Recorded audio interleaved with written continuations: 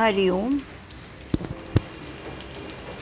आज सुनेंगे 3.26 पतंजल योग सूत्र। यह है भुवन ज्ञानम सूर्ये संयमात। भुवन यानी सूक्ष्म सृष्टि में से जो लोग रहते हैं वो, ज्ञानम सूर्य यानी सूर्य केंद्र पे, संयमात संयम किया यानी धारणा ध्यान समाधि। तो सूर्य केंद्र पे संयम करने से सूक्ष्म सृष्टि के लोगों का अपने को ज्ञान होता है। तो इसमें श्री राम आगाशे जी ने बताया है कि सूर्य यह पूरे विश्व का केंद्र बिंदु है। सूर्य उगता है तो ही हमको एनर्जी मिलती है ना, सूर्य आत्मा तो फिर रात हो जाती है, फिर हमारे सब कार्य बंद हो जाते हैं। तो सारे विश्व का एनर्जी केंद्र सूर्य है। तो ऐसे अपना जो सौरमंडल है उसकी तरह से और भी सौरमंडल है, ठीक है, पढ़ा है हमने बुक्स में। एक ही सूर्यमाला नहीं है, ऐसी बहुत सारे सूर्यमंडल हैं। तो ऐसे अनेक आकाशगंगा यह विश्व में है, परंतु कोई भी एक सौरमंडल की अगर हमको इन्फॉर्मेशन हो गया तो सब कुछ मालूम हो जाता है। मतलब शीतावरून भाताची परीक्षा होते हैं, ऐसे मराठी में बोलते हैं कि भात का इतना सा भी होएगा तो उसमें से समझ में आता है कि वो भात कच्चा है या भात पका है या भात ऐसे अध कच्चा है। तो उसमें से अपने को पूरा भात कैसे बनाता है वो बना है समझ जाता है। तो उसी तरह से सारे सौरमंडल का हमने अगर एक सूर्य पे ध्यान किया तो सारे सौरमंडल का ध्यान हो जाता है हमको ज्ञान।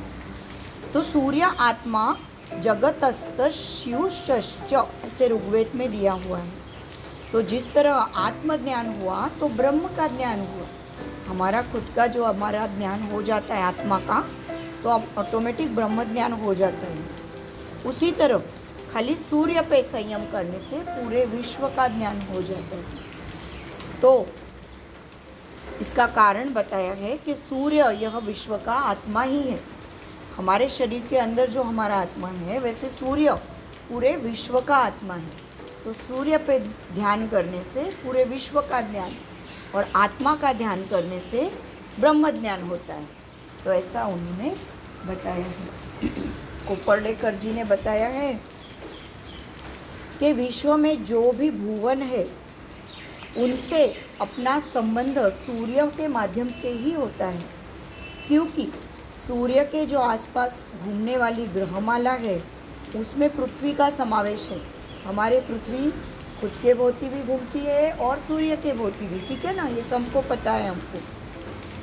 परंतु जब आकाश में सूर्य नहीं होता और खाली चंद्र होता है तभी हमको खाली तारकाएं दिखती हैं।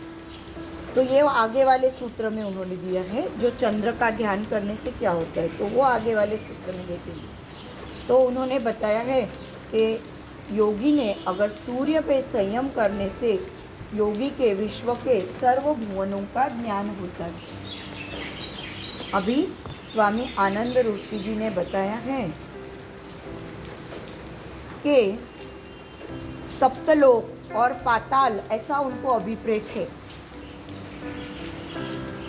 स्वामी पतंजलि मुनि ने ऋषि पतंजलि मुनि ने इधर जो भुवन बताया है, भुवनों का ज्ञान होता है। तो भुवन यानी सप्त सृष्टि का बताया है कि जो सप्तलोक है, तो सप्तलोक कौन से हैं? भूः, भुवः, स्वः, महः, जनः, तपः और सत्यम, ये 7 लोक हैं। और सप्त पाताल यानी महातल, रसातल, अतल, सुतल, तलातल, वितल और पाताल, तो ऐसे टोटल 14 स्तर और लोक होते हैं। तो उन्होंने जो बताया है कि ये भुवनों का ज्ञान होता है। तो जैसे सूर्य चंद्र केंद्र के बाबत में ओशो जी ने एक विचार बताया है कि कोई भी इंसान का 2 प्रकार होता है। कोई भी एक आक्रमणशील होता है यानी पुरुषी, और या फिर समर्पणशील यानी स्त्री का जो स्वभाव है समर्पणशील, और पुरुष यानी आक्रामक होता है। तो ये 2 स्वभाव का कोई भी इंसान होता है। कोई भी सामान्य इंसान हमेशा आक्रमणशील नहीं होता है और हमेशा समर्पणशील नहीं होता है। तो व्यवहारिक जग में जब भी हम सबके साथ उठते बैठते हैं तो जनरली इंसान एक्सट्रोवर्ट यानी आक्रमणशील होता है। एक्सट्रोवर्ट जो बोलते हैं वो आक्रमणशील। लेकिन जैसे हम प्रेम के प्रांत में आते हैं या कौटुंबिक वातावरण में आते हैं तो हम समर्पणशील हो जाते हैं, क्योंकि हम हमारे कुटुंब के लिए सब कुछ करते हैं। सुबह उठ के टिफ़िन बनाते हैं, हस्बैंड का, बच्चों का, अपना क्लास भी मिस करना पड़े तो भी हम करते हैं, है कि नहीं। आज निधि का टिफ़िन था, आज ये था, तो घर में हम कैसे होते हैं, समर्पणशील रहते हैं, है ना। तो वैसे उन्होंने यानी कितना सब एकदम जो अपने डे टू डे लाइफ में है वैसा उन्होंने इतना सब अच्छे एग्जाम्पल दिए हुए हैं। तो समर्पणशीलता व भावनाशीलता यह अंतर्मुख वृत्ति यानी इंट्रोवर्ट। हम कहीं बाहर जाते हैं, बाहर के लोगों तब हम एक्सट्रोवर्ट होते हैं। हम यहाँ बैठ के साधना करते तो वो इंट्रोवर्ट हो गया कि हम अपने आप के अंदर झाँकते, ठीक है ना। तो चंद्र नाड़ी के प्रभाव से इंसान अंतर्मुख होता है और सूर्य नाड़ी के प्रभाव से इंसान बहिर्मुख होता है। तो ओशो जी ने इसका विवेचन करते हुए बताया है कि ताओ मार्ग, तंत्र मार्ग या भक्ति मार्ग चंद्र नाड़ी जागृत करता है और ऐसी जागृत चंद्र नाड़ी सूर्य नाड़ी को अपनी तरफ खींच के लाता है। परंतु ध्यान मार्ग, योग मार्ग या ज्ञान मार्ग यह सूर्य नाड़ी जागृत करता है और उसे चंद्र नाड़ी के दिशा से प्रवाहित करता है। तो दोनों ही मार्ग में फाइनली चंद्र नाड़ी का ही प्रभाव है। तो इसीलिए उन्होंने बताया है कि कोई भी आध्यात्मिक मार्ग का जो प्रोग्रेसिव साधक है वो पुरुष ही नहीं होता है और स्त्री हो जाता है। आपने देखा होगा जब से आप साधना करने लगे होंगे तो आपके स्वभाव में फ़र्क आ जाता है। आपके आसपास के लोगों ने आपको कहा आप बदल गए, क्यों कहा, तो आप शांत हो गए।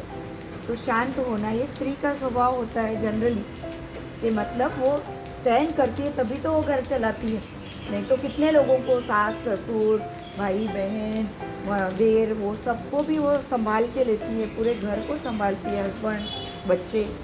तो इसके लिए उसका स्वभाव सहनशील होता है। तो वो हम भी शांत हो जाते हैं जब योग साधना करते हैं, तो वो उन्होंने बताया है। और फिर ओशो जो के मत से ध्रुव यानी अंतर्यामी का साक्षी, ध्रुव तारा, तो संयम से साक्षी जग जाता है।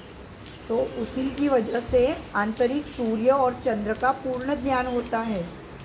तो इसमें उन्होंने बताया कि सूर्य नाड़ी यानी पिंगला और चंद्र नाड़ी यानी ईड़ा, जो हम अनुलोम विलोम प्राणायाम करते हैं, लेफ्ट से लेते हैं तो ईड़ा और राइट से लेते हैं तो हम दोनों को बैलेंस करते हैं अनुलोम विलोम प्राणायाम, ठीक है।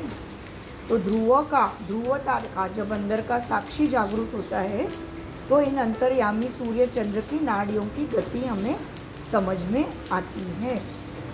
फिर आगे का सब जो है वो आगे वाले सूत्र में उन्होंने बताया है डिटेल्स।